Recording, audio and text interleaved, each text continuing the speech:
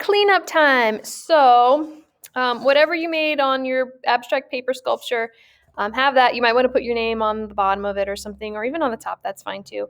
And you should grab your bin, which should have your name on it.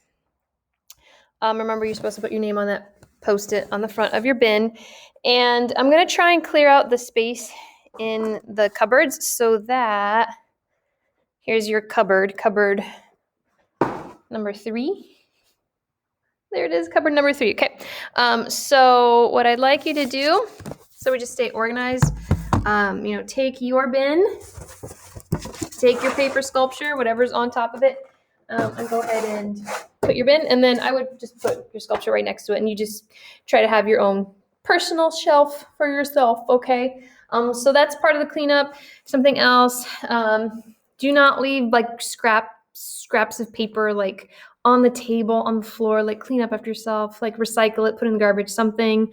Put the yarn back, and because we're sharing this room with another class. So the other thing is, here at the front of the room, still a little messy, I'm setting up for you guys.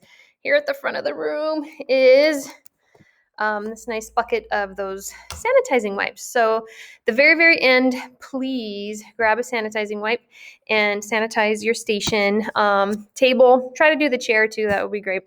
But go ahead and sanitize that, and then, clean your hands too. There's hand sanitizer right at the front of the room on your way out the door. Where is it? There we go. I'm having a hard time with the camera. It's all backwards. You can get some of that on your way out the door. Just trying to keep everything nice and clean and safe. So go ahead and do that. That's what you got to do every day when you clean up in here, though. We have to sanitize and clean up every day.